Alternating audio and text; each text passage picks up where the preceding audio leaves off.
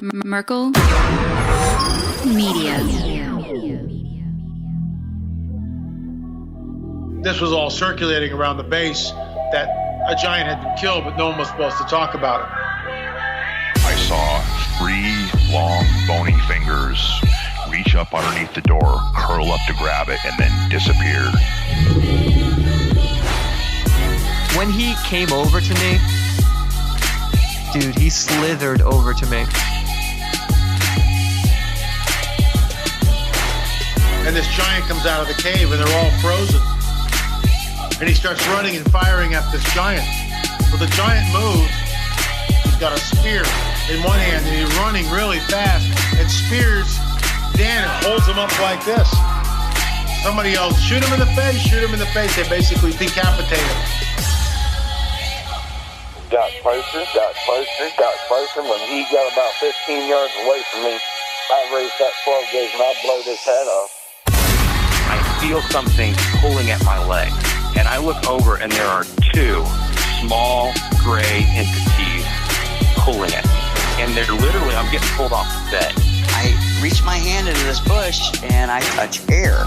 Couldn't breathe and I couldn't move because I know I'm seeing a monster.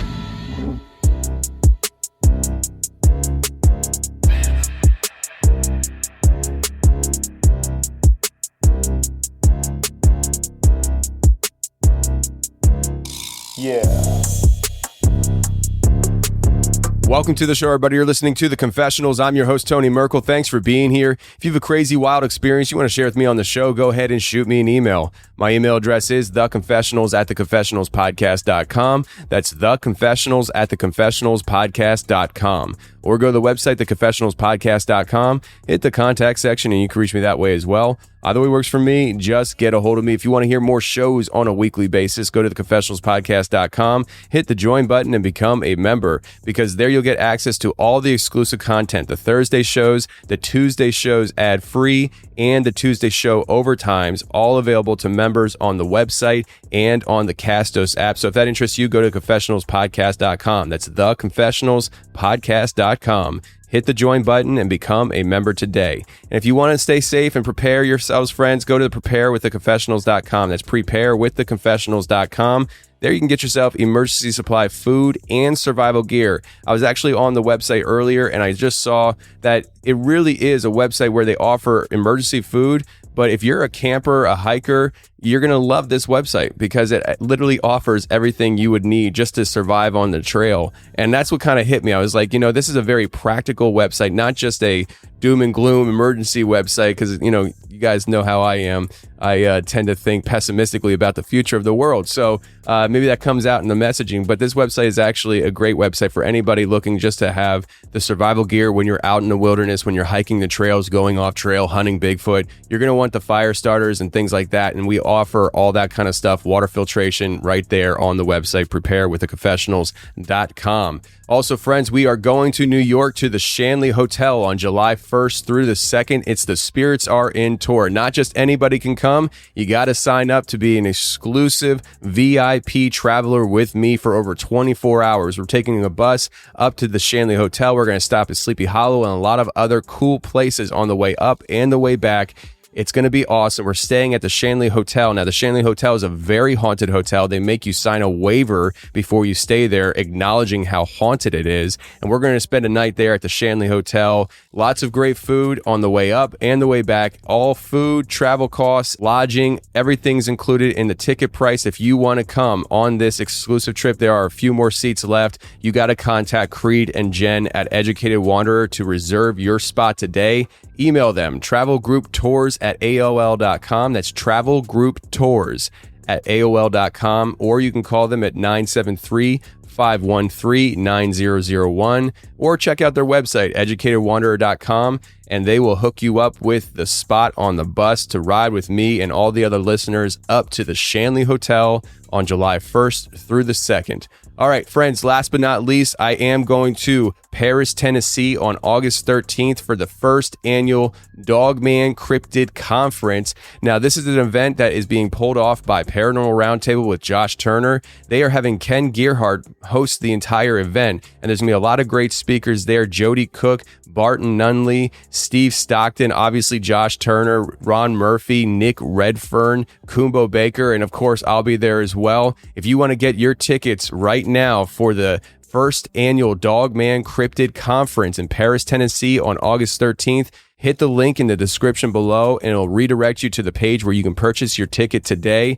There are limited seats, so do not wait, because the closer you get to this event, the faster they're going to sell out. So go there now and get your tickets for the first annual Dogman Cryptid Conference. Now, today we got James coming on the show, and James is going to be sharing his paranormal experiences. But one of the things that kind of stand out with James is that he has these out-of-body dreams that seem to come real, where he recognizes things that he kind of foretold through this out-of-body experience. I found it really interesting, and I really hope you enjoy this conversation. So let's get to James right now.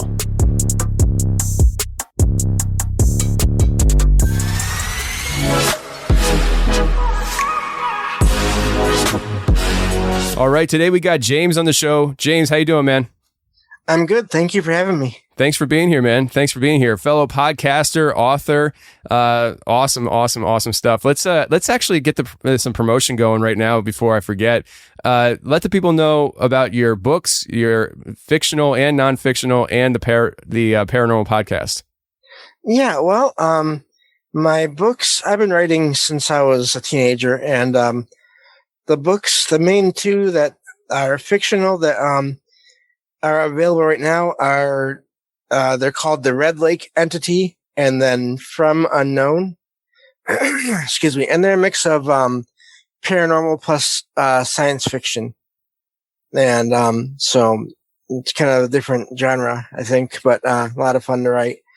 And then my two nonfiction books are the first one is called The Darkness Rises, Real Life Accounts of the Supernatural. And that's just some personal experiences that I've had, along with some from other writers that I've met over the years in that one. And then the other Darkness Rises book, Paranormal Articles, is from when I was writing articles about different haunted places and aspects of the paranormal. I did that for a couple of years, and that's all of those articles put together in one book there. And those are all available on Amazon. If you just search for my name, James Salcido, that's Salsido. And so that's most of my writing. I'm always working on new things, but that's what's available right now. That's any good anyway. There's some earlier stuff I put out that I wish I could take back, but anyway. I feel the same way about some of my earlier podcasts. So yeah. So so that's the writing. Now the podcast, because of my experiences, I and because of other podcasts I listen to, I really wanted to help in giving more platforms for people to share their experiences. Right now I'm mainly doing like written submissions, because I'm still learning how all the technology works to do audio and to put in, just learning how all that works. And then I find things online. So it's a mix of experiences and then topic-based episodes. And you can find all that at salcidoparanormal.podbean.com. And that's also where you can find all my social media links and email and my link to my Discord server, which is where I do all my live streams, which I turn into the podcast episodes. And then ways to donate if anyone wants to. Never expected, but always appreciated. Absolutely, yeah. So it's Salcido, right? Salcido Paranormal. Salcido. Salsido. Yes. Salcido. I looked at my notes here. I'm like, no, it's Salcido. Yeah, Salcido Paranormal Podcast. Check it out. and definitely check him out on Amazon and see what kind of books he offers and stuff. There's a lot of people that in the audience really enjoy collecting books and reading these kind of books and stuff. So I'm sure some people will definitely check that out. So James, you are in the Michigan area and you've had some interesting experiences throughout your life. So we're going to start off with your childhood and the first experience, and we're going to kind of walk through some of this stuff with you and the paranormal. So go ahead and take it away, man. Yeah, so the first two things I should mention are, first of all, I'm legally blind, so I was born that way. So I'm extremely nearsighted, which is important to this first story. The second thing is I am terrible with remembering dates as far as when things happened, or even years exactly. So, but this had to have been in I'd say the 90s. I was around 13 or 14. My cousin was around 9 or 10. We were really close, and his family had just moved into a new house. And we we decided to sleep in the basement because we were not aware of any of your usual paranormal tropes, basements and attics being being scary. We had no idea about that. So, and the house was everything was still being arranged and unpacked. And so there was stuff all over the basement floor, but there were paths, leading around to the different places in the basement. And there was a big couch bed in the basement at the time. And that's where we were going to sleep that night. So just to describe the basement some more, all the lights had like strings attached to them. So you had to turn on each light on its own, turn on or turn off. And so we only had the light on by the stairs, going back upstairs, and then on above us. And those were the only lights on in the basement. So the rest of the basement was dark. And, there were clotheslines strung up between some of the support beams and rafters and things. And there were sheets hanging on some of the clothes because my aunt and uncle had 3 kids. So it was a 5-person family. So, always lots of laundry to do and when that's the case. And so we were just sitting in the couch bed talking, just about kid stuff. I don't even remember now at this point. This was almost about 25 years ago, give or take. A couple of years, maybe. I think more like 25 to 27 years ago. And we were just talking, but then we noticed something in the back of the basement in the darker section. There was one of those clotheslines with a sheet hanging on it near the washer and dryer. But then above the clothesline, we saw just the head of an older woman. And this is where my low vision comes in. I shouldn't have seen anything except for a blur. Just a bright blur with my vision the way it is. But I could see details. And even at that age, I knew that was not right. She had, like curly white hair, white or gray hair. She had glasses on. I can't remember her exact eye color, but I feel like it was a brighter, maybe a blue, but not sure. But what the interesting thing about this was these clotheslines were strung up near the ceiling. And not only that, but there was nothing on the floor. There were no feet on the floor and nothing for anyone to stand on. But so we knew it wasn't a person because there was no way a person could be standing there, And she was kind of glaring at us like, who are you and what are you doing here? And we didn't know what to do because we were afraid if we went upstairs and got the rest of the family and then brought them all back down, and whatever this was gone, we'd be in trouble for waking everyone up. Because this was not, like, this was the only thing that ever happened to us at that point, paranormal wise. This is the first thing. So it was not like it was ever mentioned a lot, hardly at all, really, I think, in the family. So we didn't know how they would react. You know what I mean? Yeah. So if you've had time to think about this whole first experience and stuff, especially with what you were born with, the nearsightedness, what are your conclusions as to why you were able to see that? I'm thinking I must have been seeing either with my mind, or I guess possibly like my third eye, like the spiritual eye. I'm not sure. But that's all I can think of, is she was projecting somehow to us, or maybe even more so to me, so that I could see in detail, what she looked like. As you've gotten older, has that kind of thing happened to you again? I mean, I've heard stories of people who are completely blind. They can't see anything, but they can tell you what color you're wearing. And it's like this other sense. Yeah, not so much. Most of my sightings I had, they were in my teenage years, which I know can be a thing. Younger kids, and sometimes even teenagers can have more activity or be more sensitive to these things, and then kind of grow out of it as they get older.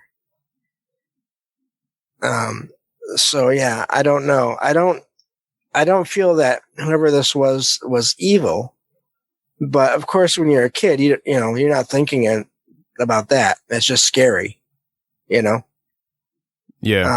Because she didn't do anything. She was just there looking at us. Gotcha. Is that the first and last time that you saw that particular entity? Yes, at least in that form. We saw other things in the house. And of course, at this point, after looking into all this over the years, it's hard to say if they were all the same thing or different things. But that was the last time we saw that woman. So, but there was actually more to that night after we saw her, because after we decided we couldn't go and get the family, we thought, well, okay, then we're just not going to look in that direction anymore. Just ignore it. And that's how we spotted a black cat. That the family did not own a black cat at the time. I don't even think they had a cat at the time. I think their cat had passed away before the move, I believe, but they didn't have a cat at that point. And it had like orangish reddish eyes. Excuse me, I have allergies. But it was sitting. Well, it was kind of like laying on its stomach on the floor. Almost like it's kind of funny, almost like the Sphinx. Where its stomach is on the floor, but it has its paws out and everything. Yeah. And it was looking at us, but we didn't think it was too weird at first. We were wondering if maybe somehow during the move a cat had gotten in, or if it had been hiding there all along and somehow, the family had missed it. So we decided to go check it out because we both like cats. And so we got out of the couch bed, but it was a good sized couch bed and we were both still kids. So we had to look away as we were getting out of the couch bed. And when we turned to look at the cat again, it was gone. But we never heard anything. And at this point, I was paying attention to everything. And I'm because of my low vision, I've always focused a lot on my hearing. That is one sense that, I've learned how to pay attention to. And we never heard any movement. And there were things all over the cement floor. I feel like if it was a regular cat, we should have heard something. as it was moving away. And it was just not there. There was stuff on the floor right where we had seen it. So we were even more scared at that point. But for some reason, as kids, we decided just to get back into the bed. And so we did that. And then, of course, we looked back in that direction, and it's back again, right where it had been before. So at that point, we just decided, okay, we're just going to look at each other and then try to go to sleep. And eventually we did, which always sounds weird to people that haven't had experiences, I think, but it's a common thing that happens in some of these experiences. And you've never saw the cat again after that, I'm assuming? We saw a cat one time, at least I did, in my cousin's bedroom, but it was on top of a shelf in the corner, but near the ceiling, where there was nowhere for it to get up onto the shelf. And it was just kind of there, and then it disappeared. But other than that, no, we never saw it again. Is there any known history as to the former owner of the house and who they were? I didn't think about looking into that until years later. Like probably about 10 years ago or so. And I tried looking a little bit around online, but I really didn't find anything. And then looking into records in the area is kind of difficult. I have to have everything magnified to basically like super large size font. So going into any kind of records in the area it'd be difficult to do that. Sure. It's interesting. What you're saying, having that first experience, then the cat, it does have that, like, that almost like Hollywood vibe to me, where it's, some kind of witch that turns into a cat and she's in the house kind of thing. Yeah, it's, I think they were separate because we saw the cat right after we saw the lady. But it was weird. It was very, like you said, stereotypical, like you said, like a witch and her cat almost. So, that essentially is your first experience, those two combined. Was it a long period of time before things started happening again, or was this something that kicked off a rapid fire stuff in your life? It was like every other weekend. I would go there, most weekends when I could, just to visit, because I didn't really have a lot of friends I went and visited from school over the years. So my cousin was kind of it in terms of that. But yeah, so it was not long after this all happened. I'd say within a year, maybe even half a year or so. So yeah, but that was just the first experience there. Wow. Now I know we have a lot of different types of topics to go into, but I kind of want to keep this more in chronological order if possible. So what's the next thing that we're going to get into here? Well, the next thing was another weekend when I was there visiting. We decided to sleep in the front living room. And so we had blankets and the pillows and all that, It was in the middle of summer, so we really didn't need blankets on top of us that much. So we were laying in the front living room and just trying to get to sleep. It wasn't totally dark. There were street lights outside that were coming in a little bit. But we noticed another light coming from the stairway coming down the stairs towards the front doors. And then this front living room was just off to the side of that. And this light was the size of a person, but there were no obvious arms and legs or a head. It was just kind of a floating mass of this light. but inside of it, there was, the best way I can describe it is like a giant cat's claw in the middle of this light. And I've never heard of a story quite like that. In all these years I've been listening to these kind of shows and looking into these kind of stories, Yeah. I'm sorry? No, I was just agreeing with you. It's very odd, different, and unique. Yeah.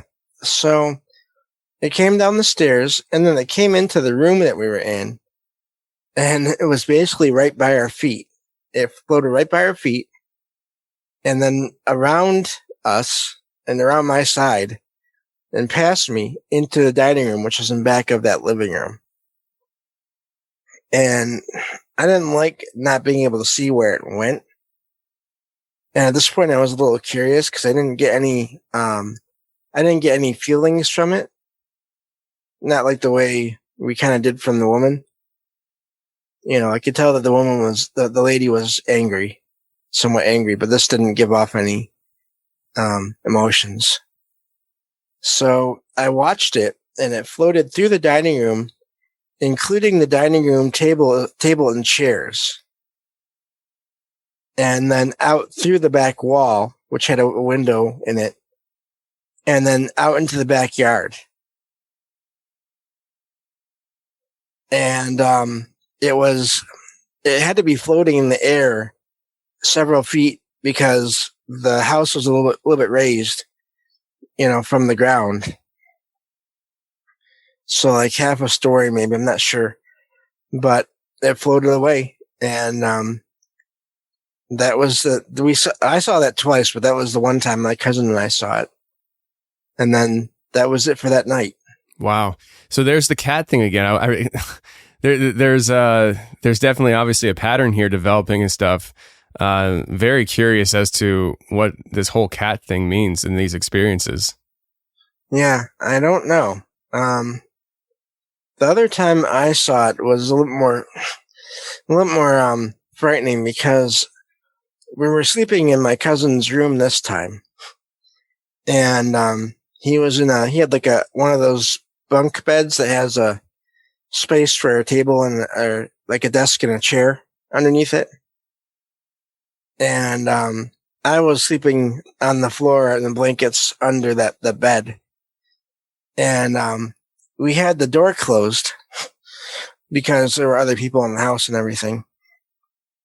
And as I was laying there, because I was still awake because I've always been a night owl, I saw this light basically pass through the bedroom door. And it was that same white claw, or that white light with the claw in it. And it just stopped there in front of the door. And of course I was just stuck there. I mean, it was between me and the door. And so I just laid there. And then I started seeing these blurs of light in between this thing and me. And they started to change shape. And what they basically ended up looking like in the end was almost like parts of like a mannequin. Like the arms and the legs of a mannequin. Almost. Except they almost looked real. But it wasn't gory. It was just like, it was really strange. It was just arms and legs, but no gore. And they were floating in between me and this thing. And of course I wasn't going to move, and so I just closed my eyes against it and just focused on going to sleep. And again, somehow I fell asleep. And of course, the next morning, nothing there.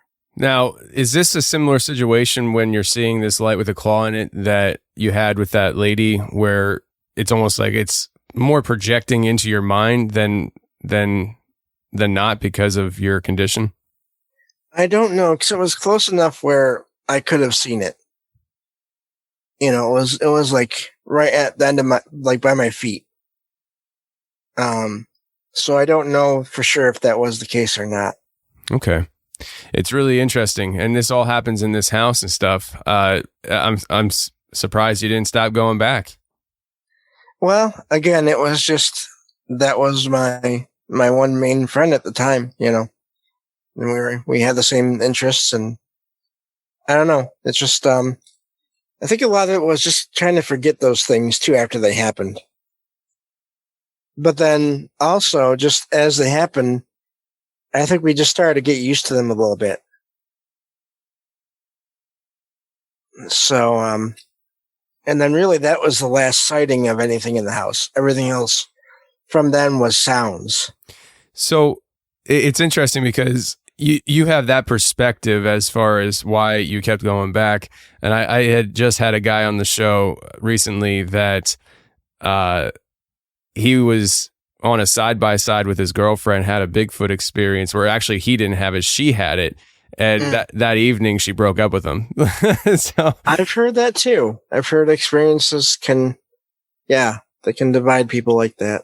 Yeah. And it wasn't until, I guess on Facebook Messenger or something, she told him what she saw, and he's like, all right, so but it's interesting stuff. So what are the things that you guys heard in that house?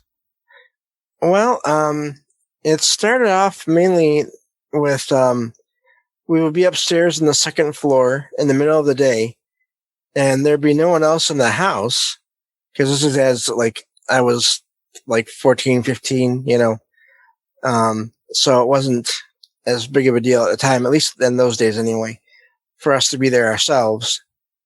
And we were just in the upstairs in his bedroom, probably playing video games. At the time, we were big into games. And we would hear doors opening and closing on the ground floor. And we would go down to the ground floor and look around, and all the doors would be the way they were. There wouldn't be a single door that appeared to have moved. And no one else had gotten home. Because we didn't hear any vehicles before we heard the doors. And where we were at the time, my cousin's room was right above the garage, and so right in front of the driveway, and this happened several different weekends over time. So eventually we just stopped going down, to look at it, because nothing ever happened after we heard the sounds. Did anybody else comment saying they had weird and unusual experiences outside you two? No, and that's the interesting thing. Yeah, it was just us. Did you guys ask at all, or was it just something that didn't get talked about? That's true. We didn't really ask. Yeah, I guess I can't say no one else did, but no one has ever, since the family has learned about it, once we got to be adults, and then also once I put out that first book that kind of detailed that experience, no one else has ever said they've had any experiences there. That's interesting. Well, I mean, if you have put out that book and they know about the experiences, you would think they would have said something if they experienced it. Were they surprised when they heard about it? I think so, although maybe not quite as surprised, because I know I've had other experiences in other places. As I said before we started recording, I've had, it doesn't happen every day, but just enough over the years where I could literally talk for hours.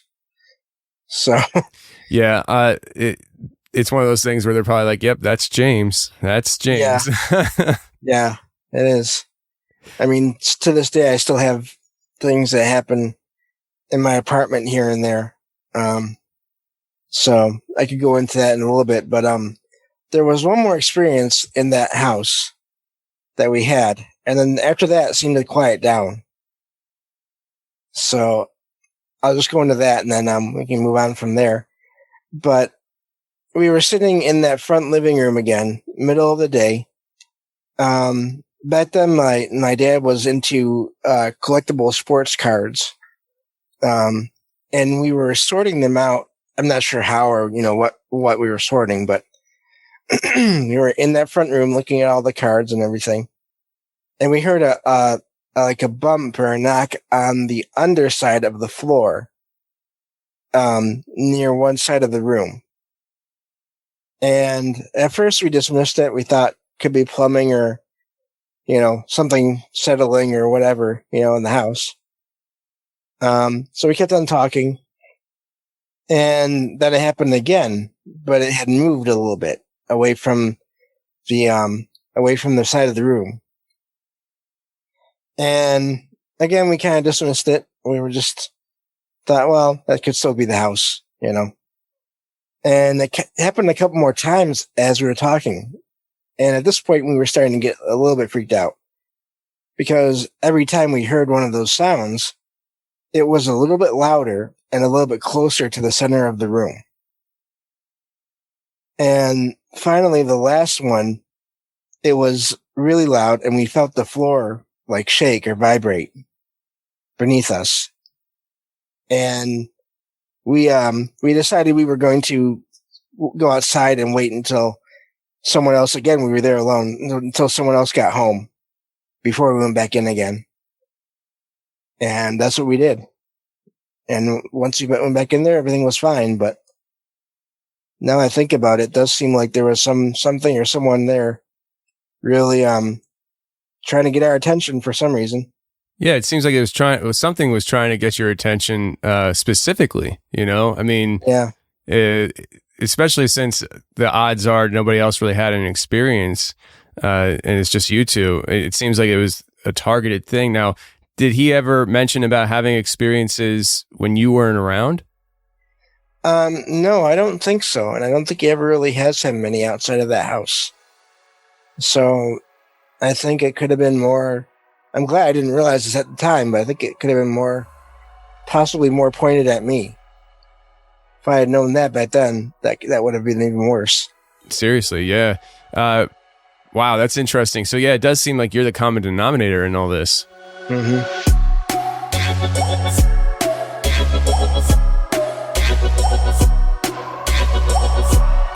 Okay, let's take a break and talk about our sponsor today, which is Cerebral. Cerebral is an online mental health service that offers prescription medication, counseling, and therapy for anxiety, depression, ADHD, insomnia, and more. We've talked about Cerebral for quite a long time, and it's because it's a great service. Not only do they help you with therapy and counseling, but they literally offer you prescription medication services where you don't need to go to the pharmacy anymore. The delivery will come right to your front door. You can skip the middleman and have your medications delivered right to your door. And on top of that, speaking of at-home services, that's what Cerebral is. It's an at-home service. They offer the prescriptions at home, but they also offer the therapy and counseling at home through their app or on the computer, which means that you can go to the most comfortable spot in your house where you can relax and be calm and then talk to a professional health service expert right from the comfort of your own home. These are services that didn't exist 20 years ago. They didn't exist 10 years ago, maybe even 5 years ago, but they do exist now,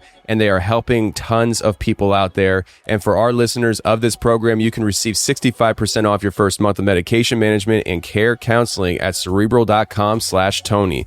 Go to Cerebral.com/Tony for 65% off your first month. That's just a total of $30 to get started. Join Cerebral today on their mission to make quality mental health care accessible and affordable for all. All right, so that's the house and your friend. But as you start moving through life, other weird things start happening for you. I don't know if it's the people visiting you in dreams or if it's the OBE, but feel free to take us wherever you want to go. Well, we could go with the OBE because I have that kind of connects to that house too. So I had a lot of my out of body experiences and my strange dreams more so like in my late teens to early 30s for some reason. Maybe mid 30s. But a couple of my last experiences with that were basically I went to visit that house where my cousin had lived. Of course, they had sold the family had sold the house years ago. So no one that I know lives in there. At this point, they haven't lived there for a long time.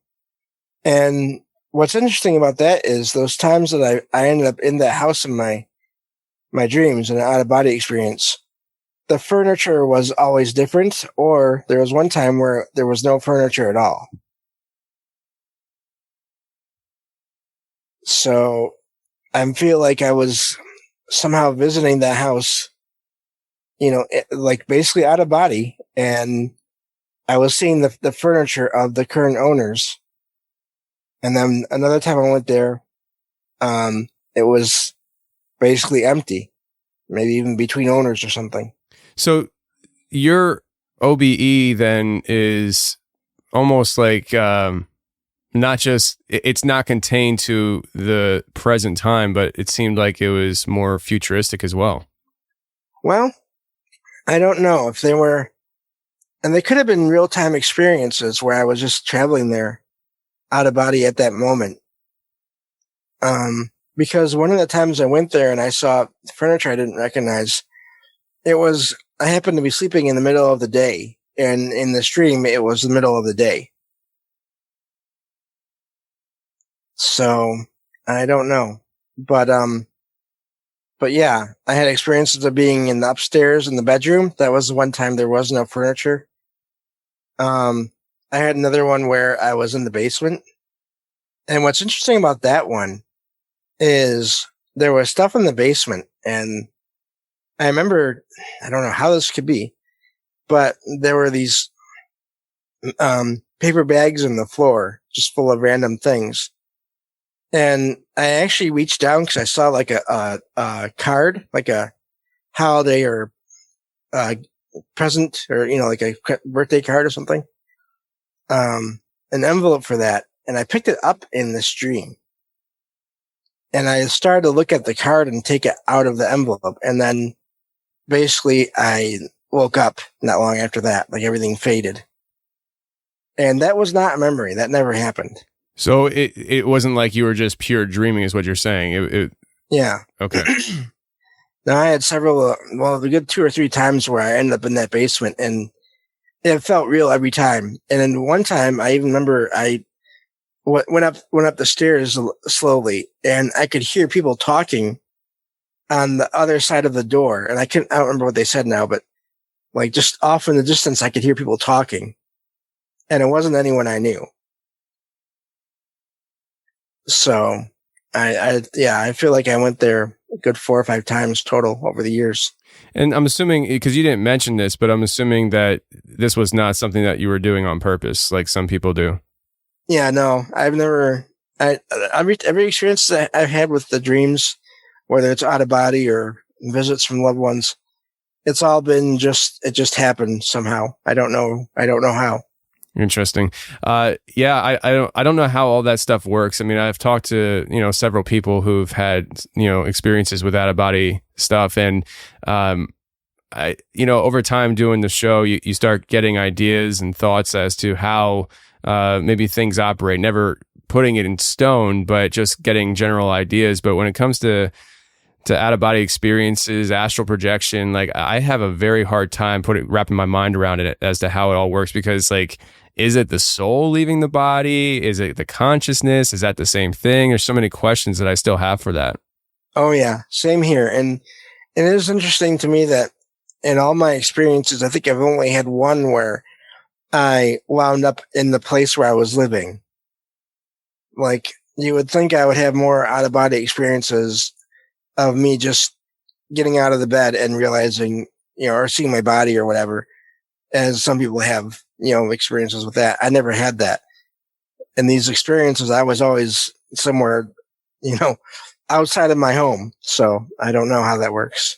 So you mentioned in the email about these experiences and how, I guess the way to me it sounded in the email was that sometimes you have an out of body experience where you go to a place that you don't recognize only to visit it months later. Is that right? Months or even years. Yeah. Is it like something where you have, you visit it in real life on purpose, or you just stumble across and you're like, holy crap, I've been here before? Well, I will tell you how it goes with an example real quick here. So I had this dream one time, it was out of body dream. I could feel myself in this location, but it was weird because and it's funny you mentioned like the consciousness or the soul or whatever. I wasn't walking around this place. It was more like I was kind of floating around it.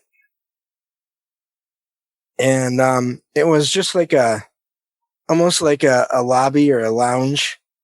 There were tables and chairs and a couple of booths where people could sit down, and there were a couple of TVs that were on, but no sound was coming from them. And there were lights, but they were all like dim ones, almost like security lights or safety lights kind of thing. But then on one of the walls in the room, it was an interior room. There were no windows looking outside. On this one wall in the back, there was, I guess maybe it'd be like a mural or something, or just a design built into the wall where it was a series of like arrowhead shapes in a row, and they were all different colors. And so I floated around this room for a while, and I saw that, and then again, I have no idea how this works, but everything faded eventually.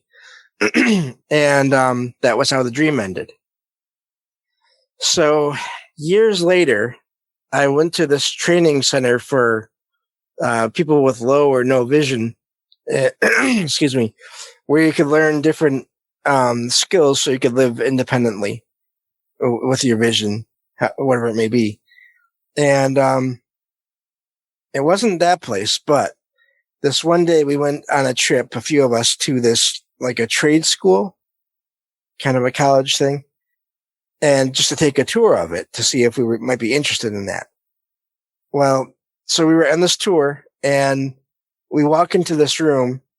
Boom. There's the chairs. There's the tables. There's the booths. There's the TVs, right where I had seen them. And I look over to my left. There's that arrowhead-shaped design on the wall. And there were people in the room when I was there, and, you know, waking life, I guess you could call it. But there wasn't anyone there in the dream. So it wasn't like a direct, premonition or a direct memory or whatever of future events. Because the lights were on, you know, they hadn't been out, like the full lights are on in the room this time. But I knew right away that I had been there in a dream. Was it instantly recognizable as to where you recognized it? I mean, was it something okay, so it wasn't like you had to you're like, I gotta put my finger on this, I don't know. It's like it hit you like a ton of bricks? It was that arrowhead design. I knew right when I saw that. I mean, I was sure about the tables and chairs and all that stuff, but that design was, you know, that was distinctive, and that was it. Wow, that's interesting. And so is that the first time that's happened? No, but that's probably the most, I guess you could say, like, dramatic one or definite one that I could really describe that, you know, that was just one of them. But yeah. What was your reaction in that moment? I mean, did you just, you know, brush it off and like, oh, that's interesting? Or was it like, you know, more emotional or anything like that? Well, I did stop. I mean, it made me stop and look, you know, just like really surprised me. But at the same time, it wasn't the first time that had happened. So I was able to, just keep on going. And I don't think anyone really noticed.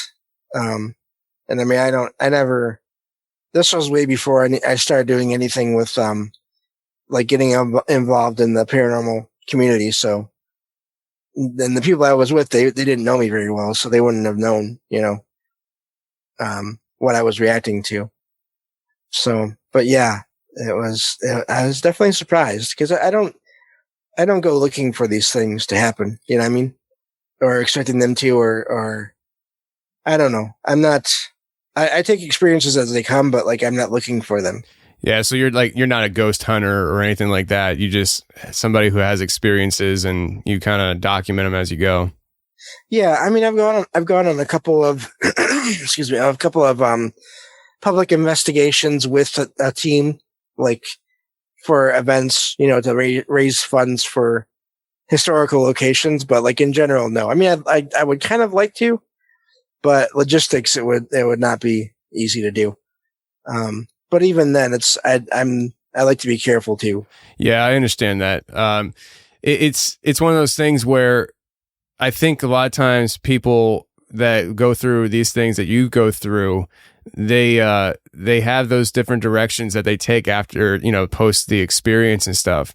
I honestly, if I had the experiences you had, I probably wouldn't want to, dive into things too much as far as, hunting these things or trying to explore the experiences again, because it just, I don't know, it would make me feel uneasy. It's like, who knows what you're really dabbling with. Yeah. And I mean, I haven't been like brainwashed by Hollywood where I think everything is evil. You know what I mean? But at the same time, I'm not going to assume that there is none. You know what I mean? So yeah, I like to be careful. Yeah, I totally get it. I mean, that's not even with just the paranormal. It's with anything. I mean, yeah, coming from the truck driving industry, right? Your first time sitting down in a tractor trailer to drive it, you're very careful, very cautious. It's unfamiliar. It's dangerous. It makes you nervous. And so it just makes sense to approach things cautiously. Yep. So you had these kind of experiences, but with along the dream state idea, you're having communication with deceased relatives, right? I mean, is this a common thing for you? Not really. It happens once in a great while. Happened more after, like immediately after the loved ones that came to visit me passed away. So yeah, it was more like just right after the show that, they were okay and to comfort me that way a little. So what's the first time that happened? First time, I don't remember it very well, but it was after my grandpa on my mom's side had passed. I saw him in a dream and I feel like we hugged, but that happened many years ago now. I mean, I was still an adult, but it was like almost, I don't know, 18, 19 years ago. I can't remember. But, that was the first one. But the one that is that I remember the most and the best is this one time with my grandma after she passed. I had this dream where I was in the house where she and my grandpa on my dad's side had lived. And I was sitting on their couch. All their furniture was there, but none of their belongings. Like the table was there, but there was nothing on it, that kind of thing. Except for my grandma's cell phone, which she had just gotten a few years before she passed. And it started to ring. But what was interesting about that is the screen never lit up.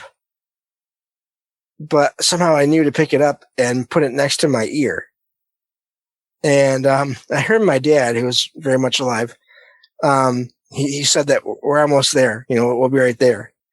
And I said, okay. And I put the phone back down on the table.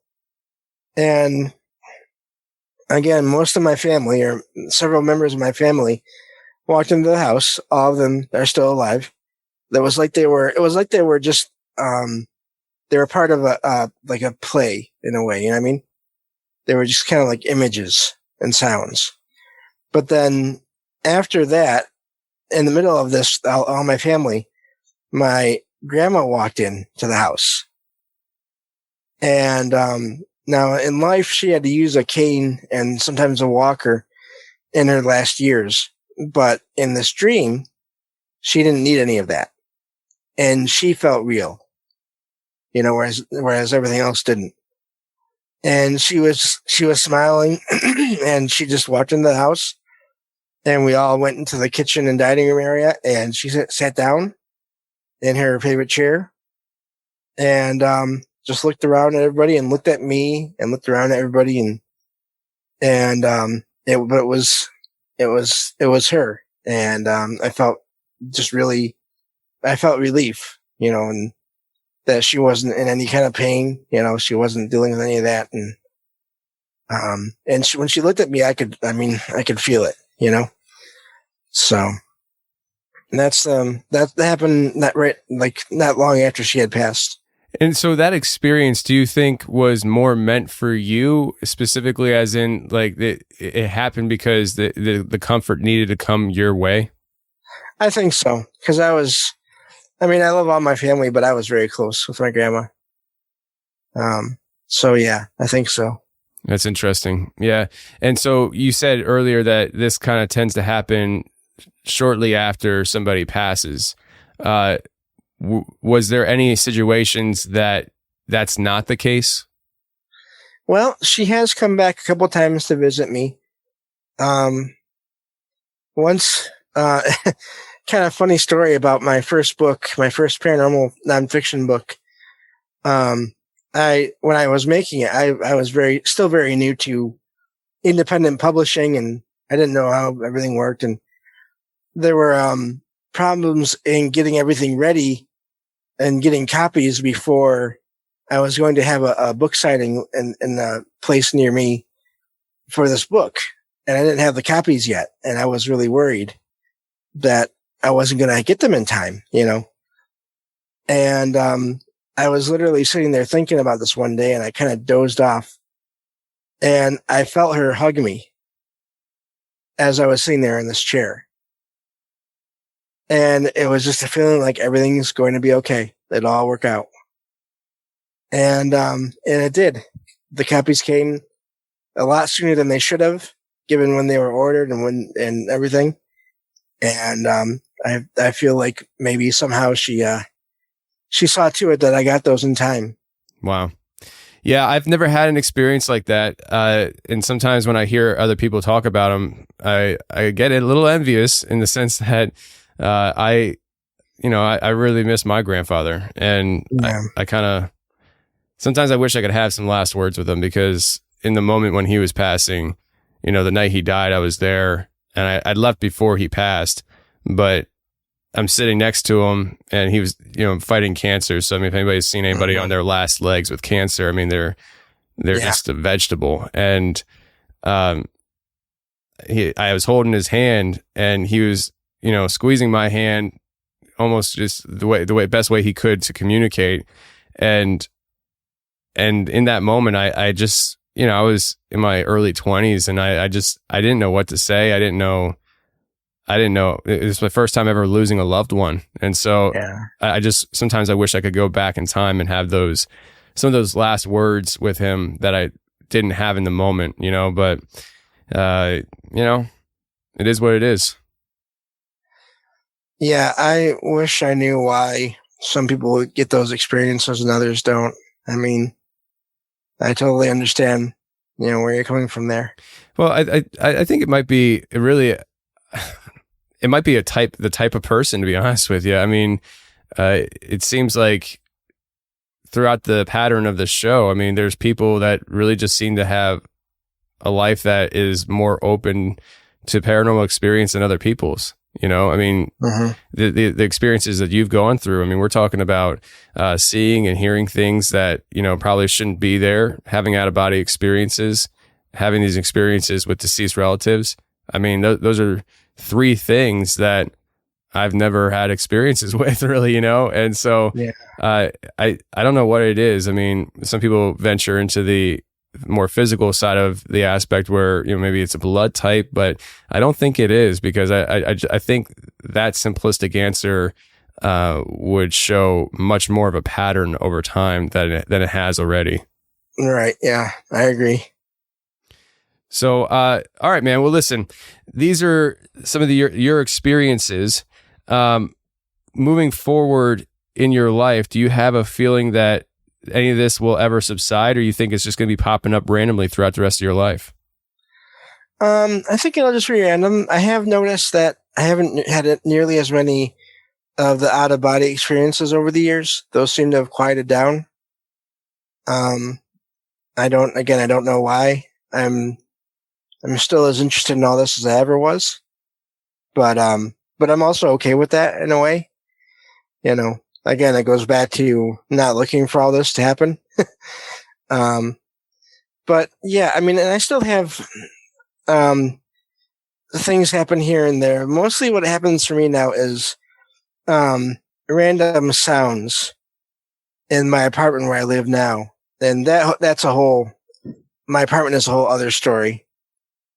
But yeah, I hear random sounds where it's hard to trace them, but they're in the apartment, but it's hard to figure out where they're coming from.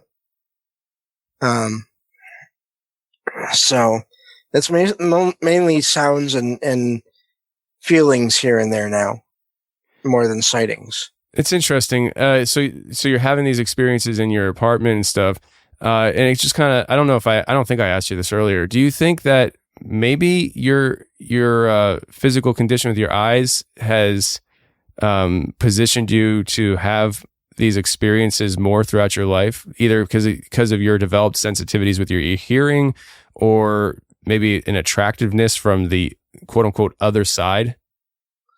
Yeah, I think it's possible. Both are possible. Again, just because I'm so used to listening to everything, and yeah, I don't know. I also, due to the same condition that caused, excuse me, I was trying to swallow and talk at the same time. That's not fun. That caused my vision. See, it was actually a nerve condition, or like a nerve, underdeveloped nerves or damaged nerves when I was born. And I don't know if it's the same thing, but I also have no sense of smell and limited senses of taste and touch. Interesting. So my hearing is the only sense that works, above average. That's interesting. Yeah. I my gut feels like, there's got to be a connection there. Yeah. Yeah. That's interesting. So in your apartment, then you're hearing a lot of different types of sounds. Yeah. And then I've had a few times, I have a, I don't know how long we have left, but I have a ghost cat that stops by once in a while. Oh, you got to tell me about that. Tell me about it right now. Okay. So when I first moved in here, a few times I had experiences where I felt like the air movement of a cat walking by my feet or my ankles. And it didn't make sense with, I didn't have any windows open at the time. And this is before I had my cat that I have now. So I literally did not have a cat at the time. That's how it started out, was with those. But then eventually one day I saw it in the window, but I didn't realize I was seeing it because I was coming home, from doing errands. There's a local service that takes people around that have disabilities or that are senior citizens. And I just gotten back from doing errands. And sometimes my cat, her name is Logan, she'll sit at the window and watch me as I come in. And then she'll walk away. Well, I saw a cat in the window, but it was really sunny outside. So I thought it was just Logan, and I thought the sun was just coming in and shining on her, making her look basically all white, because she's a tuxedo cat. She has the darker colors on her back and then the lighter on her stomach.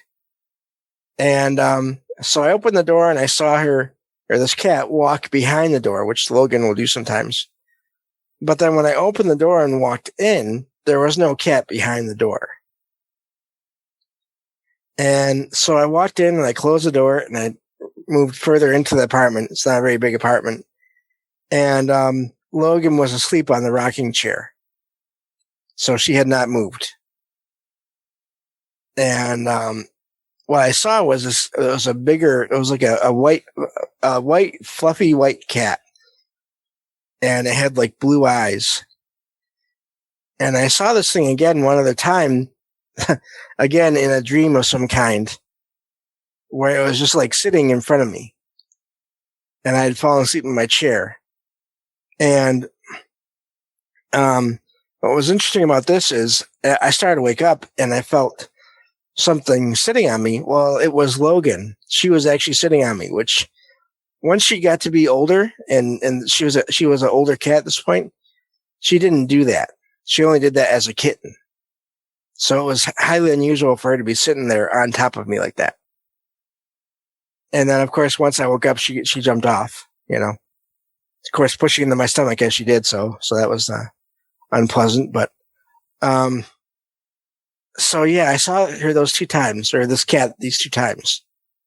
Now, since then, I've had experiences where I've been in my bed and I've felt like, like you can feel when a cat is walking around on your bed.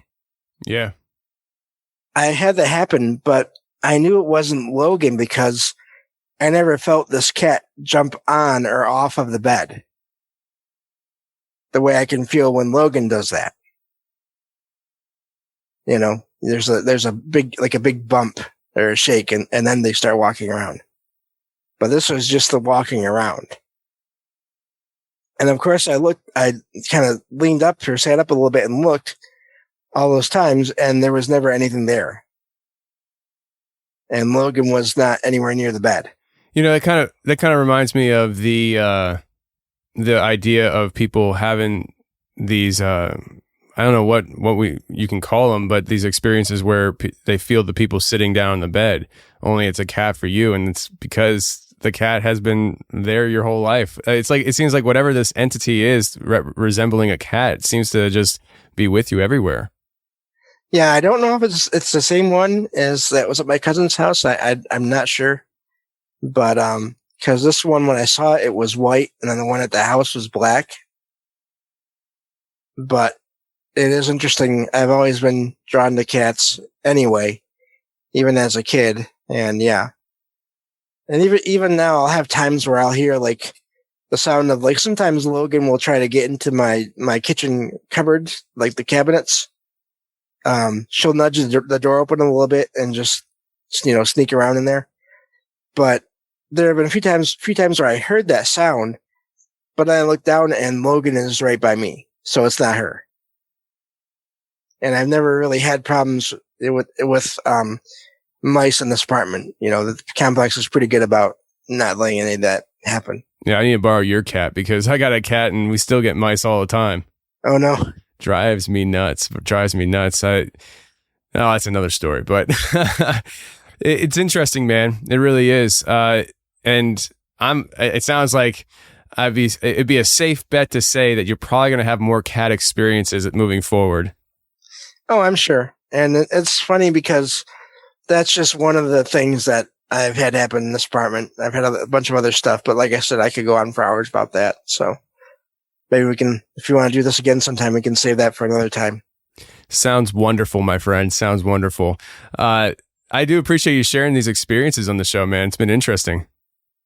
Well, I always like sharing them with people because everyone always has different thoughts when they hear them. The discussion to me is the most important thing. I agree. Absolutely. That's exactly how I like doing my show because, I don't know. I think that doing it through a conversational format is best because, you get to hear my thoughts. I hear your thoughts. The audience hears the discussion and everybody seems to enjoy it. Yep. Oh, definitely. Well, that's the show, everybody. I really hope you enjoyed it. And if you did enjoy it, please share the show with your friends. I don't care where or how you share the show. Just share the show if you enjoyed it because that's the best thing you can do to help the show grow. Before we get out of here, I just want to let everybody know I've been getting a lot of emails from people and messages on social about the song at the end of these episodes I've been playing the last month or two.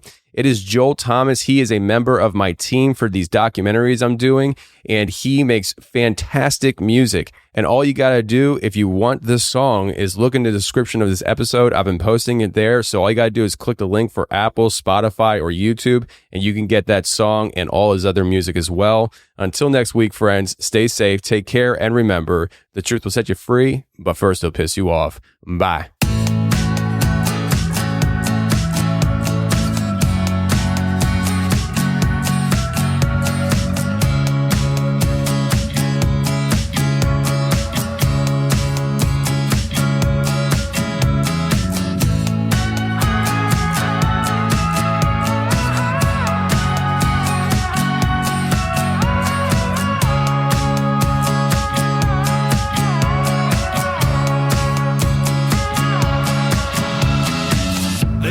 wanna box me in, take my oxygen, choke my hopes and then lead me to the wolves, yeah. Lead me to the wolves, yeah. People close to me patronize my dreams, fake smiles I see. They don't really know me. They don't really know me. They keep telling me to keep my feet on the ground. They keep saying that my head's in the clouds. My head's in the clouds. They keep telling me to keep my feet on the ground. They keep saying that my head's in the clouds. Head's in the clouds. I've come so far from those late nights on the boulevard. Dream was just a phantom to me. Following graffiti. Oh, what's empty to you ain't empty to me. 'Cause my cup's full. My cup's full, yeah. They keep telling me to keep my feet on the ground. They keep saying that my head's in the clouds. My head's in the clouds. They keep telling me to keep my feet on the ground. They keep saying that my head's in the clouds. Head's in the clouds. Push me down and I'll go higher. Push me down and I'll go higher.